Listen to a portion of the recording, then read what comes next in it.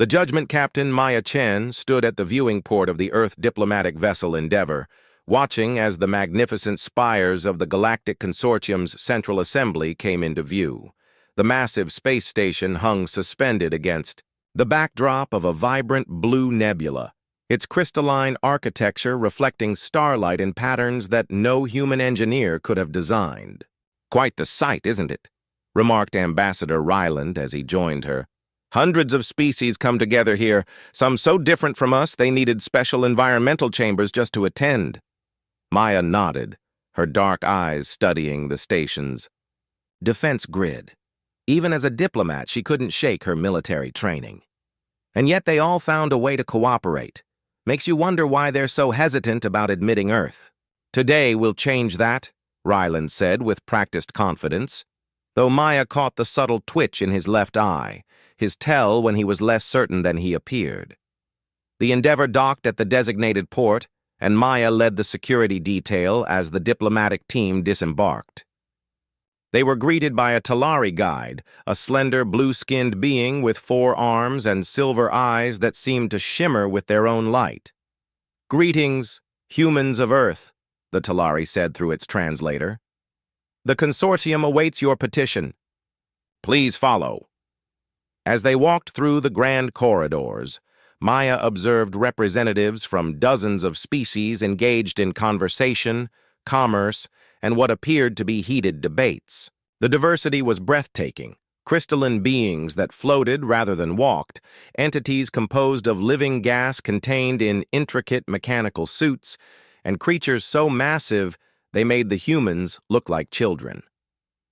The Talari guide led them to an antechamber where they would wait until called before the council. "Your case will be heard in the Hall of Judgment. The 7 elders will preside." When they were alone, Maya approached Ryland. "Sir, I've reviewed the security feeds from our approach.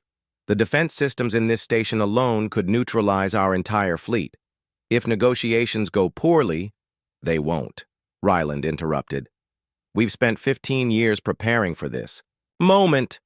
Earth is ready to join the galactic community." Maya wasn't convinced. Something about the way other species watched them as they passed, with curiosity, yes, but also wariness, left her uneasy. An hour later, they stood in the center of the Hall of Judgment, a vast circular chamber with 7 elevated platforms arranged in a semicircle before them. Each platform held a representative of the consortium's founding species. The proceedings began with Earth's petition, meticulously presented by Ambassador Ryland. He spoke of humanity's achievements, their technological advancements, their arts and sciences, and their desires to contribute to the greater galactic community.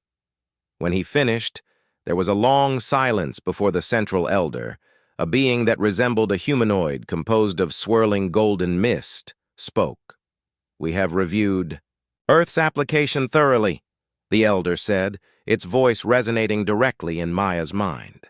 "We have studied your history, your cultural development, your technological progress, and your biological nature." Maya felt her pulse quicken. "Humanity has shown remarkable resilience and ingenuity," continued the elder. "Your species advanced from primitive tool use to space travel in less than 10,000 years, a pace unprecedented in our records." Ambassador Ryland smiled, but Maya remained tense. Compliments often preceded rejection. However, the elder's tone shifted. "This rapid development raises concerns. Your species evolved through conflict and competition rather than cooperation.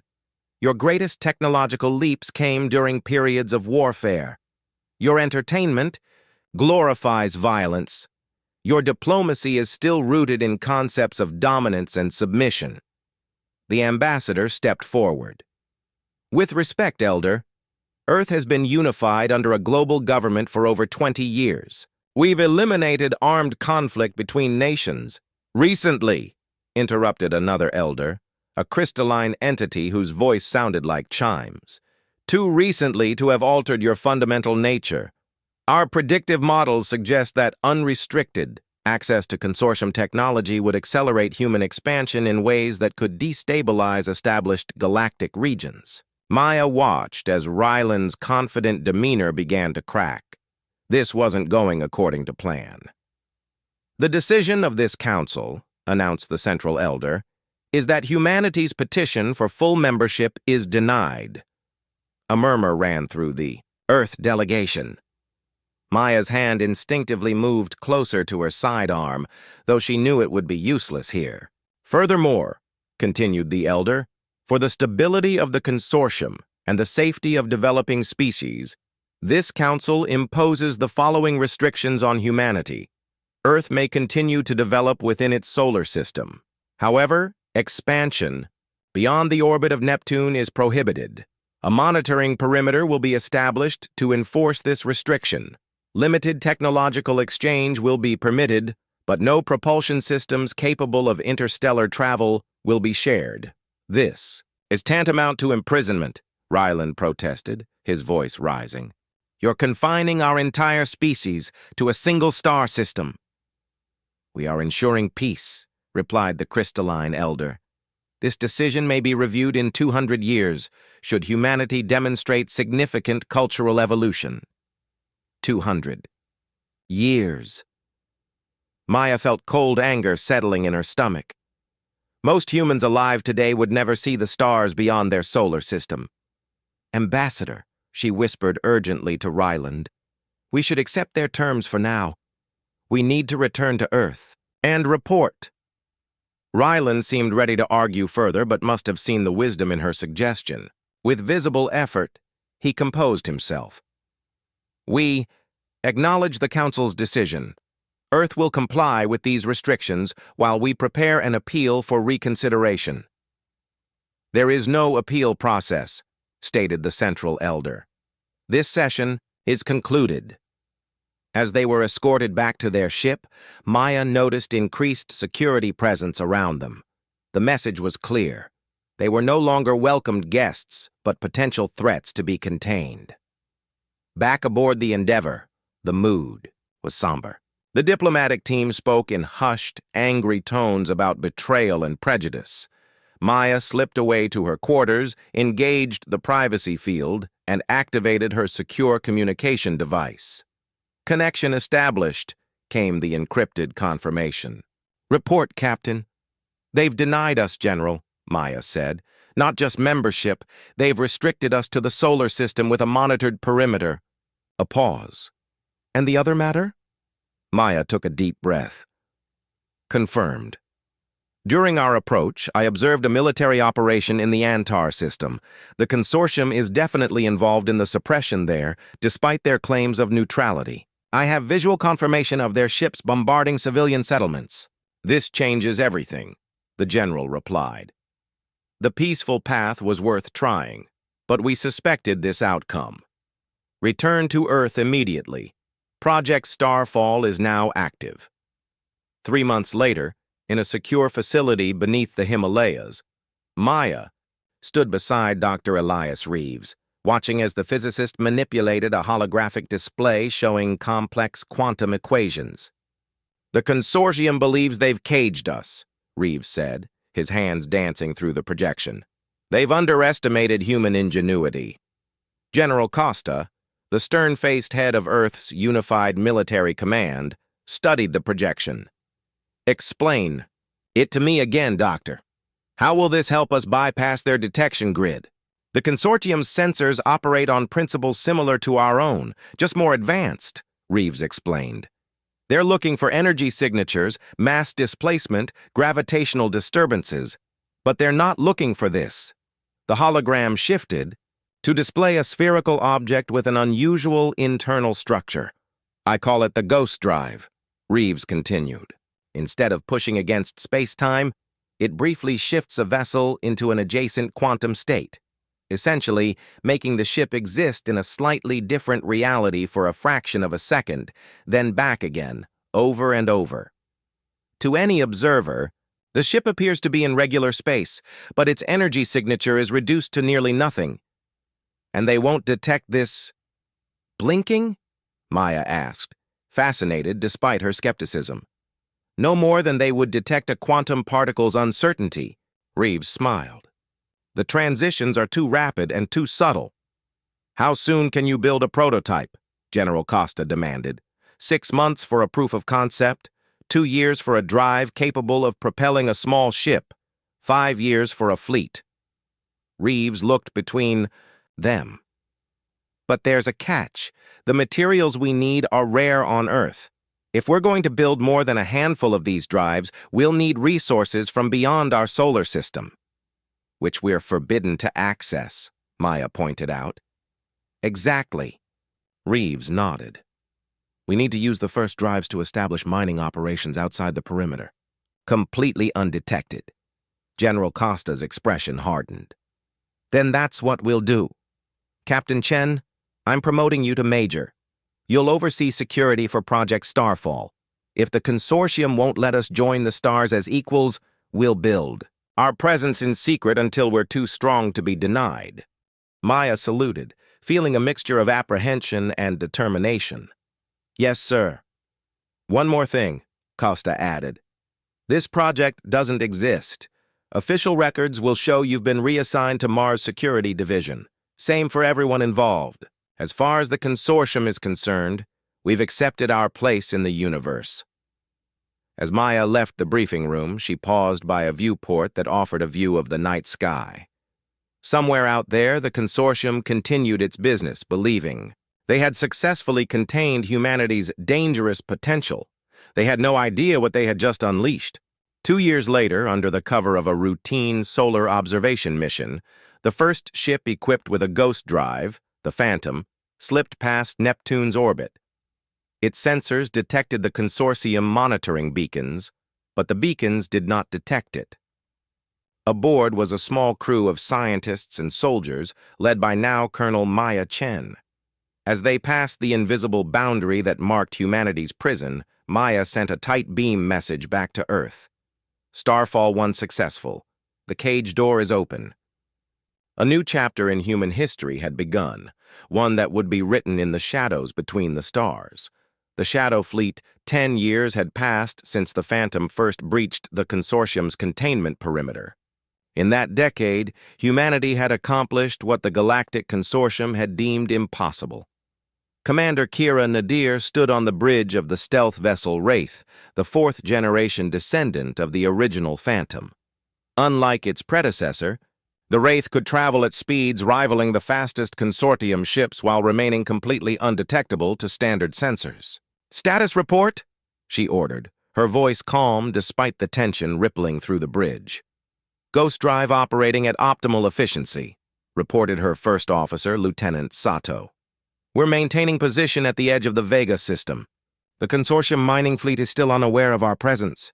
Kira nodded, her dark hair pulled back in a tight regulation bun, eyes fixed on the tactical display showing the movements of the enormous harvester ships stripping resources from the system's asteroid belt. What had once seemed impossibly advanced, technology now looked almost primitive compared to Earth's innovations. "And the Iraqi?" she asked. "Their settlement on the third moon remains intact," Lieutenant Sato replied. "But the consortium ships are moving closer.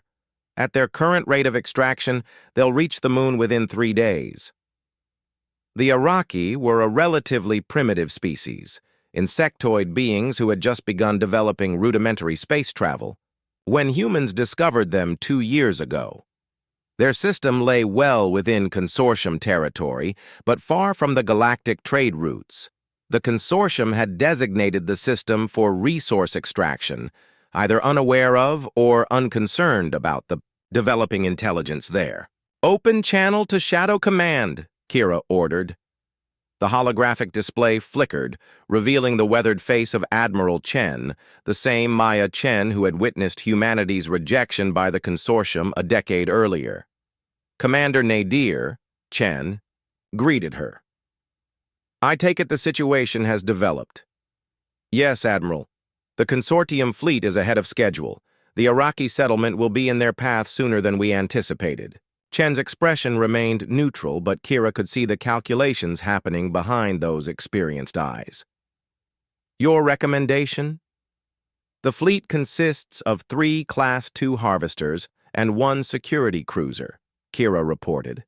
We can disable their systems with targeted EMP strikes from the Wraith and the Spectre. No casualties, but it would delay their operation by at least 2 weeks.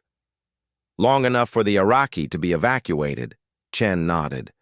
And what about attribution? This was always the critical question. Earth's Shadow Fleet operated under strict protocols. They could intervene in humanitarian situations, but never in a way that revealed humanity's hand. We've analyzed their security cruiser, Kira replied. It's an older model with known vulnerabilities. We can make it appear to be a systems failure triggered by radiation from the system's star. Chen considered this. Very well. You have authorization to proceed with the operation. The evacuation team will be ready to move the Iraqi settlement once the consortium fleet withdraws for repairs. Understood, Admiral. As the communication ended, Kira turned to her tactical officer. Prepare the EMP packages. We move at 0600. The operation went smoothly. The Wraith and its sister ship, the Spectre, deployed precisely calibrated electromagnetic pulses that cascaded through the consortium vessel's outdated shielding. To the consortium engineers, it would appear that a solar flare had triggered a catastrophic systems failure. From the shadows, Kira watched as the disabled ships drifted, emergency power keeping their life support functioning while their propulsion and extraction equipment went dark. Within hours, a distress signal was sent, and the fleet began emergency procedures to withdraw for repairs. 3 days later, specialized Earth ships with massive holding bays quietly relocated the entire Iraqi settlement to a protected world within Earth's growing network of hidden outposts. By the time the consortium returned, they would find only an abandoned moon, one more mystery in a galaxy increasingly full of them. Dr. Elias Reeves had aged well in the decade since Project Starfall began. Though his hair had turned completely silver, his eyes retained their sharp intelligence and enthusiasm as he guided Admiral Chen through his latest laboratory. "We've made the breakthrough I've been working toward," he announced, leading her to a secure chamber deep within the asteroid base known as Outpost Omega.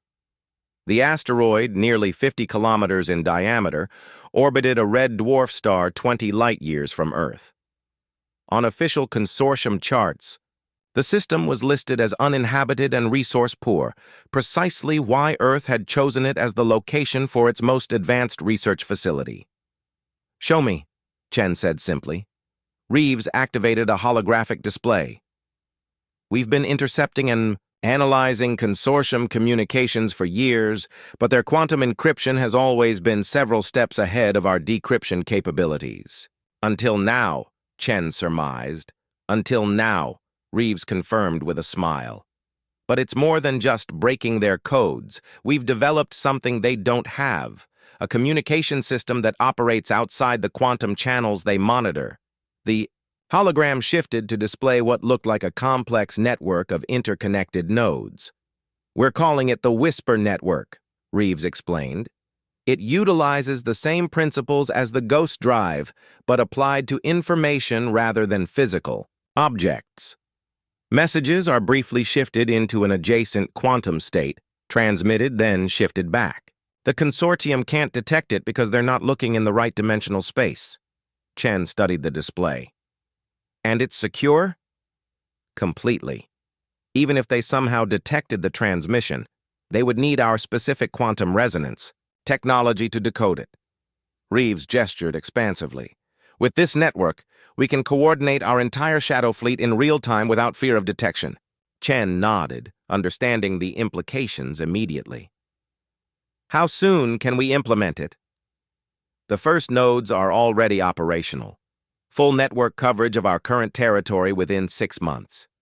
Chen placed a hand on the scientist's shoulder. "You've outdone yourself again, Elias." "We all have our roles to play," he replied modestly. "You build our defense, I build our infrastructure, and Commander Nadir finds us friends," Chen finished. The Nyx Tavern existed in a curious dimensional pocket at the edge of consortium space. Technically, it fell under no jurisdiction. The small asteroid it was built into drifted through an unclaimed region where multiple sectors met. It had become a gathering place for smugglers, mercenaries, and others who preferred to operate in the gray areas between official powers. Commander Kira Nadir, dressed in nondescript civilian clothing, sat at a corner table, nursing a drink of indeterminate origin. Her enhanced senses, a standard modification for Shadow Fleet operatives, allowed her to monitor conversations throughout the establishment while appearing to focus only on her beverage. She wasn't here by accident. Intelligence had identified this location as a gathering point for representatives of species who chafed under consortium rule, potential allies for Earth's growing shadow network. Her target arrived precisely on schedule. The Vrentari were a species of sleek, fur-covered humanoids with distinctive gold-flecked eyes. This particular individual, who went by the name Lix, was known to represent a faction of Vrentari who had lost their homeworld to consortium protective occupation after a disputed election. Kira made subtle eye contact, then tapped her finger, twice on her glass. The prearranged signal. Lix nodded almost imperceptibly and, after obtaining a drink from the automated dispenser, made his way to her table. "The stars are particularly bright in this sector," he said casually. "The first, part of their recognition phrase. Yet shadows remain for those who seek them," Kira replied, completing the exchange. Lix settled into the seat across from her. "I was told you represent a party interested in mutual cooperation. I represent those who believe the consortium's version of order comes at too high a price," Kira said softly, "particularly for species who value self-determination." "Pretty words," Lix replied, his whiskers twitching skeptically. "But words are abundant in this galaxy. Actions are rare." Kira smiled. 3 months ago, a consortium peacekeeping force was deployed to suppress protests on Vrentari colony, Epsilon. Before they arrived, the protest leaders mysteriously disappeared, along with their families. They were evacuated by an unidentified ship that somehow evaded consortium detection. Lix's golden eyes widened slightly. "That was you?" "I'm not at liberty to confirm or deny specific operations," Kira replied smoothly. "I'm merely pointing out that some parties in this galaxy have both the will and the means to act against consortium interests when those interests involve oppression." The Vrentari leaned forward. "What exactly are you proposing?" "An alliance," Kira said simply. "Your people know consortium protocols, patrol routes, and have contacts throughout their territory. We have technology and resources the consortium doesn't know exists. Together, we could do more than occasional evacuations and disruptions."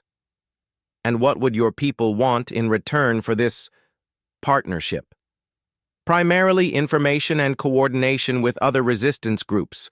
We're building a network, one that operates in the shadows the consortium doesn't think to look into." Lix studied her for a long moment. "The Vrentari are not alone in their dissatisfaction. There are at least 7 other species I know of, with similar grievances." "We're aware," Kira nodded. "In fact, we've already made contact with 3 of them." This clearly surprised the Vrentari. "You've been busy for a species supposedly contained to their solar system." His eyes narrowed suddenly. "Wait, who exactly are you?" Kira hesitated, then made a decision. Admiral Chen had authorized her to use her discretion with potential high-value allies. She tapped a small device on her wrist, projecting a tiny hologram of Earth between them. "We're the species the consortium feared so much they tried to cage us before we could even leave our cradle." Lix's expression shifted from suspicion to astonishment. "Humans? But the containment barrier was breached 10 years ago," Kira finished. "We've been operating beyond it ever since." "Impossible," Lix whispered. "The consortium monitoring system is impenetrable." "Clearly not," Kira replied with a slight smile. "And that's precisely why we would make valuable allies. The consortium believes we're safely contained. They have no idea we're building a resistance right under their noses. The Vrentari sat back, visibly processing this revelation. If what you say is true, it changes everything. It can, Kira agreed, but only if we work together. After a moment, Lix extended his hand in the universal gesture of agreement, a custom adopted by many spacefaring species. The Vrentari Liberation Council will want to meet with your leaders. Kira clasped his hand. That can be arranged. As she left the Nyx Tavern hours later, having secured the outlines of an alliance, Kira couldn't help but feel a sense of satisfaction. The Shadow Fleet had started as Earth's desperate attempt to escape confinement.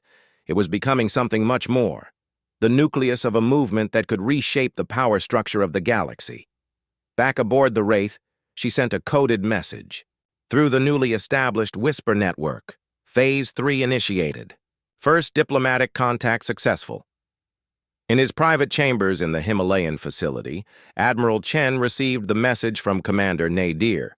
The alliance with the Vrentari was a significant development. They had influence with several other species that had suffered similar treatment at the hands of the consortium. The Admiral activated a secure terminal and updated the strategic projection map. Earth's shadow network now extended across nearly a fifth of the galaxy, concentrated in regions the consortium considered of minimal importance: frontier worlds, undeveloped systems, abandoned mining operations, places where the mighty rulers of galactic society rarely bothered to look closely. "Computer, update strategic timeline based on latest intelligence," Chen ordered. The AI processed the command, incorporating the new Vrentari alliance into its calculations. Updated projection complete. Revised estimate for Operation Revelation, 9.3 years until optimal conditions are achieved. Chen studied the projection. Less than a decade until Earth would be ready to reveal itself to the galaxy, not as the primitive, dangerous species to be contained, but as the leader of a coalition powerful enough to challenge the consortium's dominance. Send to General Command, Shadow Fleet expansion proceeding ahead of schedule. Recommend accelerating production of Phase 4 vessels. The curtain will rise sooner than expected. As she sent the message, Chen couldn't help but reflect on the irony. 20 years ago, she had stood before the Consortium Council as they declared humanity too dangerous to join galactic society. They had been right to fear human potential, but for all the wrong reasons. They had feared human aggression. What they should have feared was human determination. Part 3. The Confrontation. 20 years had passed since Earth was deemed unworthy of joining the galactic community. In that time, much had changed, though the consortium remained blissfully unaware of just how much. Admiral Maya Chen stood on the observation deck of Defiance Station, Earth's largest off-world military installation. The massive structure orbited a neutron star in a system 30 light-years from Sol, a location the consortium had never bothered to explore due to its apparent lack of habitable planets or valuable resources. From this vantage point, she could see the shipyards where the newest vessels of Earth's Shadow Fleet were under construction. These weren't the small, stealthy ships of the early days. These were capital ships, powerful enough to match the consortium's finest in direct combat. "Admiral," her aide announced from behind her, "the representatives have arrived." Chen nodded and turned away from the viewport. "Take me to them." The conference room was filled with beings from over a dozen species, all members of what had come to be known as the Shadow Alliance. Some, like the Vrentari and the Iraqi, had been Earth's allies for years. Others were newer additions, brought into the fold as Earth's network expanded. "Welcome to Defiance Station," Chen addressed the gathering, her voice strong despite her advancing years. "Today marks a significant milestone in our shared journey." She activated the central holographic display, revealing a three-dimensional map of known space. Nearly a third of it was highlighted in blue.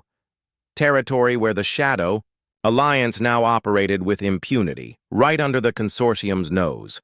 For 2 decades, we have built our strength in secret, Chen continued.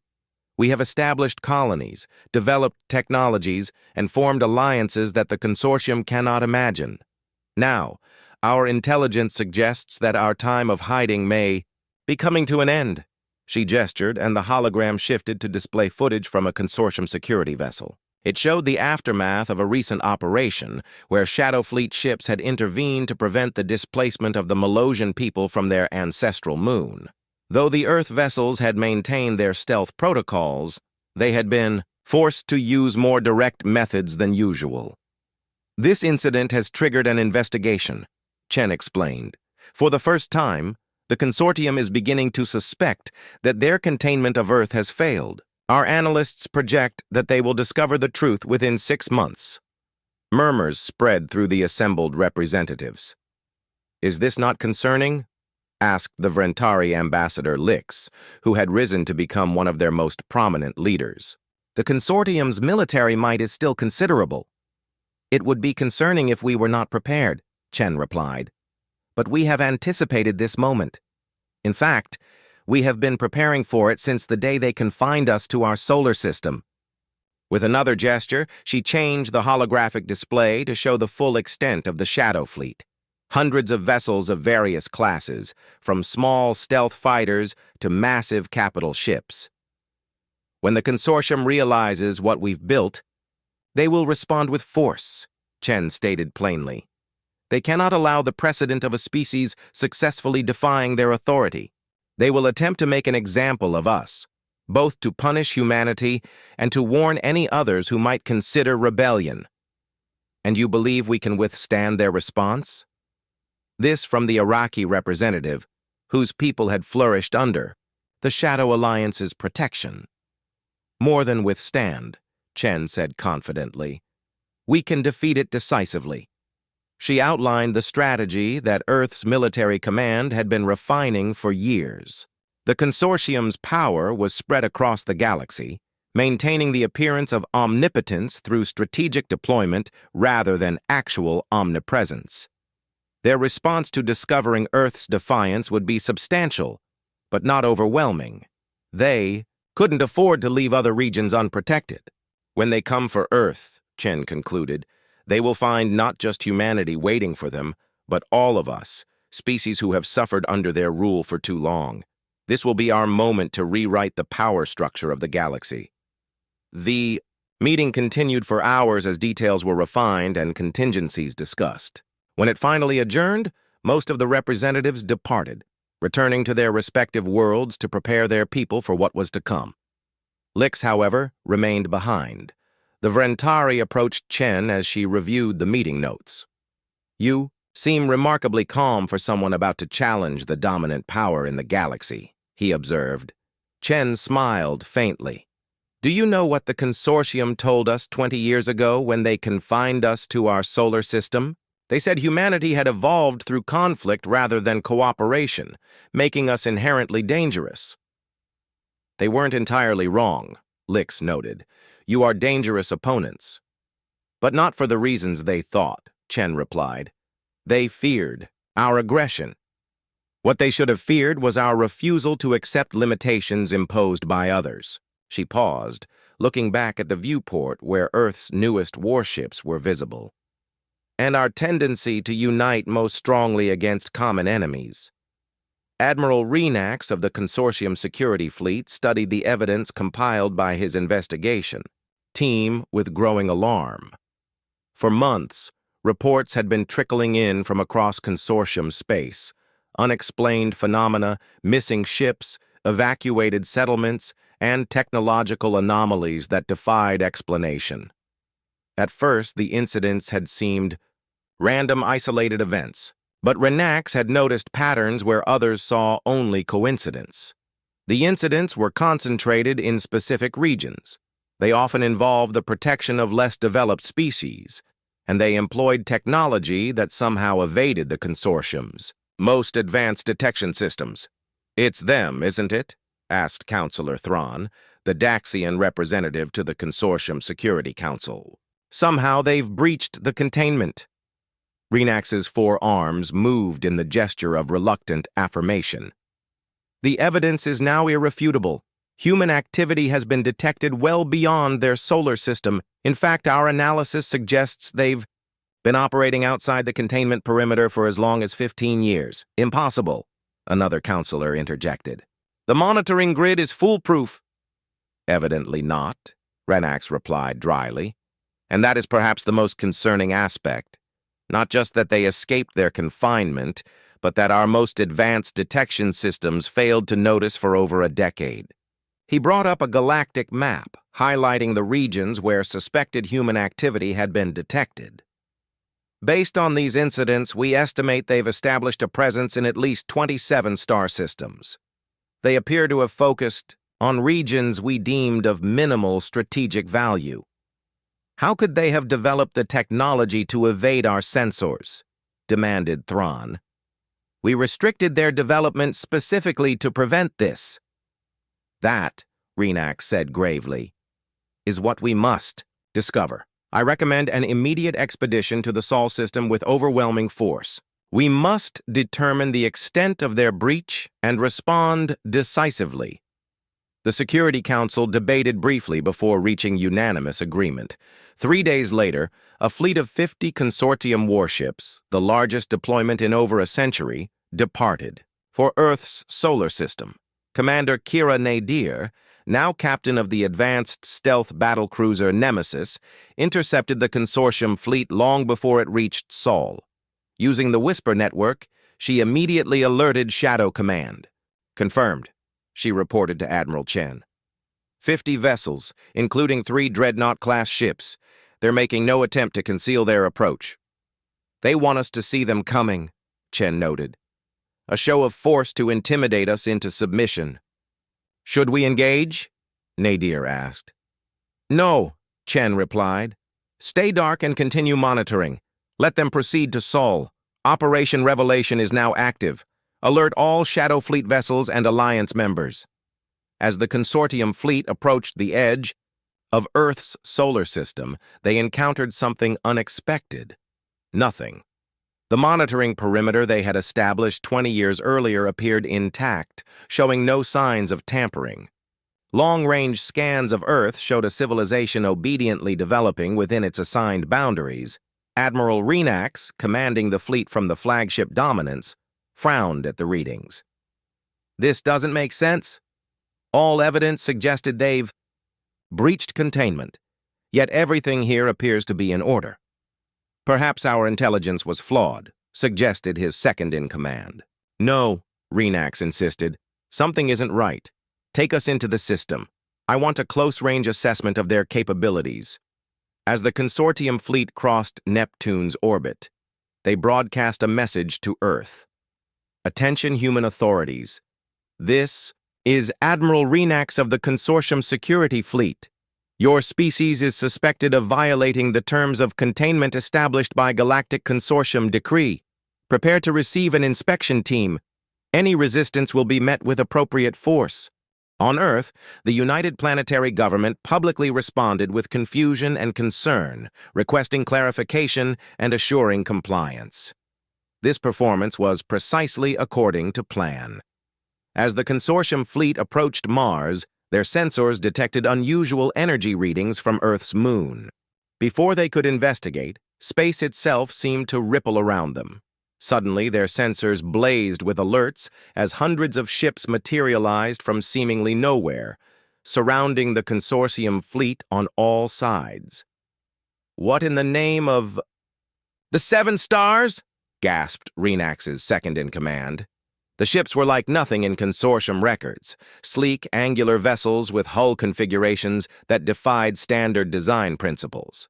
Each bore the insignia of Earth, but they were clearly far more advanced than anything humans should have been capable of building under containment.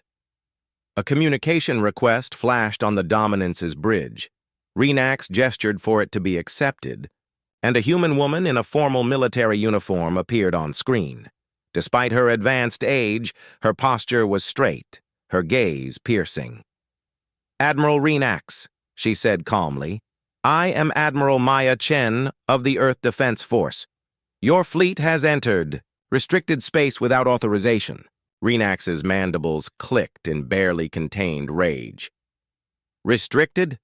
The consortium confined your species to this system. It is we who determine what is restricted. That arrangement, Chen replied coolly, has been unilaterally terminated. The days of the consortium dictating humanity's boundaries are over. This is madness, Renax said. You cannot hope to stand against the might of the consortium. The ships you see represent only a fraction of our power. And what you see, Chen countered, represents only a fraction of ours.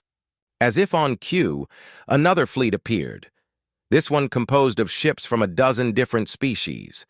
The Vrentari, the Iraqi, and others who had joined the Shadow Alliance now revealed themselves openly. You've allied with these minor species? Renax sounded incredulous. We've allied with those the consortium has marginalized and exploited, Chen corrected. Together, we represent the Shadow Alliance, a new power in the galaxy, one built on mutual respect rather than dominance. Renax straightened. This changes nothing.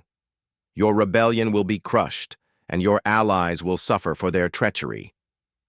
Before you commit to that course of action, Chen said, her tone still measured, I suggest you check your fleet's weapons systems. Confused, Renax turned to his tactical officer, who was frantically working his console. Admiral, the officer reported, voice quavering, our weapons are not responding. Targeting systems are offline. Power distribution network is compromised. That's impossible, Renax snarled. Run diagnostics. Already done, the officer replied. Something has infiltrated our core systems. It's like nothing I've ever seen. On the view screen, Admiral Chen allowed herself a small smile. While you were scanning us, we were accessing you. Another technology the consortium didn't believe us capable of developing. Renax realized with growing horror that his entire fleet had been neutralized without a single shot being fired. Whatever the humans had done, it had rendered the most powerful consortium battle group essentially defenseless. What are your terms? He asked stiffly, knowing when tactical retreat was necessary. The consortium will acknowledge the Shadow Alliance as a sovereign power, Chen stated. All species currently under Alliance protection will be recognized as independent. The quarantine on Earth will be permanently lifted, and reparations will be made for 2 decades of forced isolation. The Council will never agree to this, Renax objected. They will when they understand the alternative, Chen replied. Our technology has advanced beyond what the consortium can counter. We could have destroyed your fleet rather than simply disabling it. That we chose not to should tell you something about our intentions. She leaned forward slightly. We don't seek war, Admiral. We seek equality. The consortium feared that humanity would disrupt the galactic order. Instead, we aim to improve it, to create a galaxy where developing species are nurtured rather than exploited, where advancement is encouraged rather than controlled. Renax considered his options and found them severely limited. I will convey your proposal to the Council, but I cannot guarantee their response. Then perhaps this will help persuade them, Chen said. With a gesture, she activated a new display showing Shadow Alliance outposts and fleet positions throughout the galaxy, far more extensive than even Renax's intelligence had suggested. This is the empire we built while you thought us safely caged. Imagine what we could achieve as partners rather than adversaries. 1 month later, Admiral Chen stood in the very same Hall of Judgment where, 20 years earlier, humanity had been deemed unworthy of joining the galactic community. This time she was not a subordinate watching from the background, but the lead representative of the newly recognized Shadow Alliance. The 7 elders looked much as she remembered. Ageless, beings who had guided the consortium for centuries. But there was something different in their manner now, a wariness that hadn't been present before.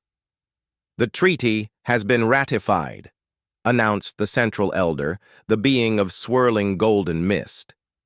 "The Shadow Alliance is hereby recognized as a sovereign power within the designated regions of space.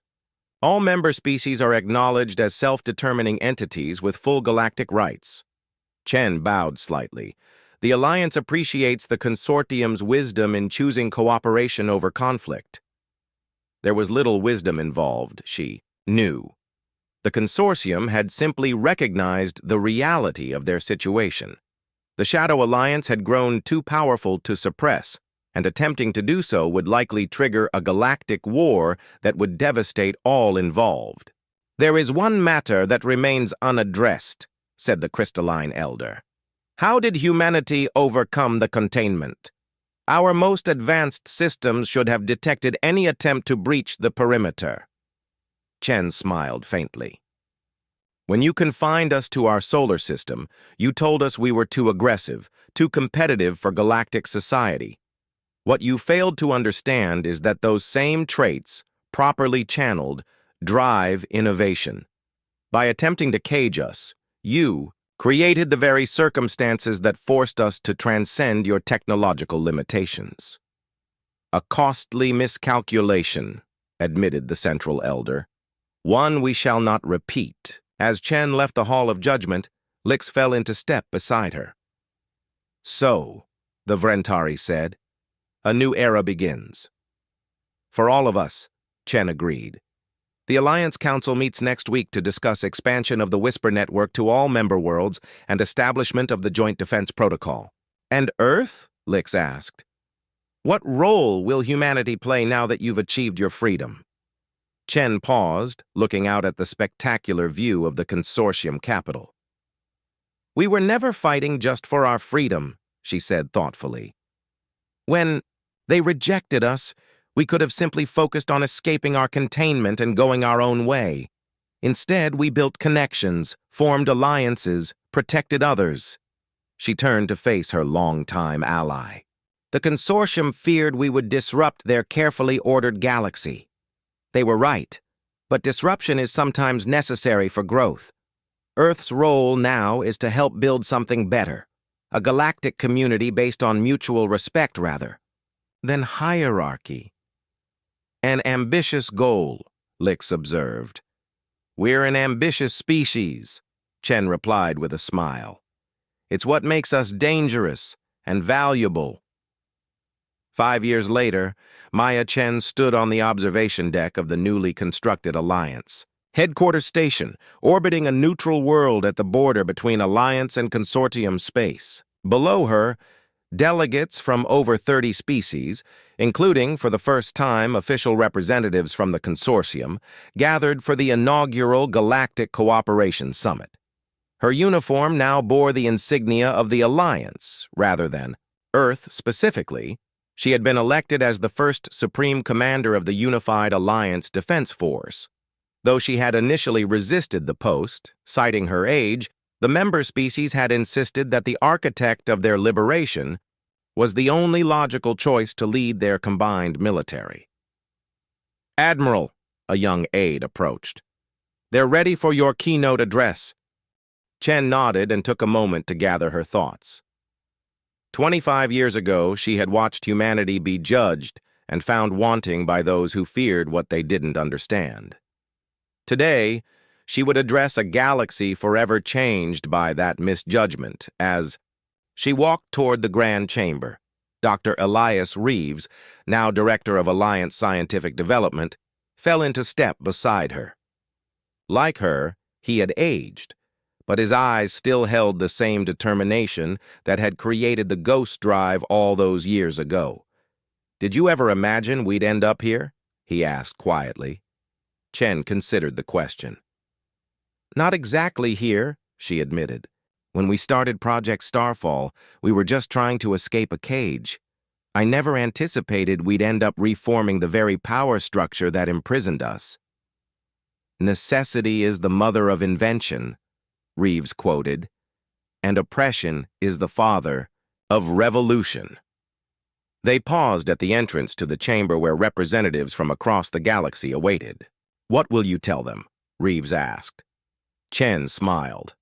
"That the stars belong to no one species or alliance. That advancement comes not from control, but from collaboration. And that the greatest danger in this universe is not aggression or competition. It's fear of the unknown." As she walked onto the stage to thunderous applause from hundreds of species, Chen reflected on the irony. The consortium had feared humanity would destabilize the galaxy. Instead, humanity had transformed it, creating a new order where cooperation and competition existed in balance, where diversity was strength rather than threat. They had been banished from the stars, so they had forged an empire in the shadows. And when they finally stepped back into the light, they had not come alone, but with a coalition of the overlooked, the underestimated, the determined. The galaxy would never be the same again, and that was exactly as it should be.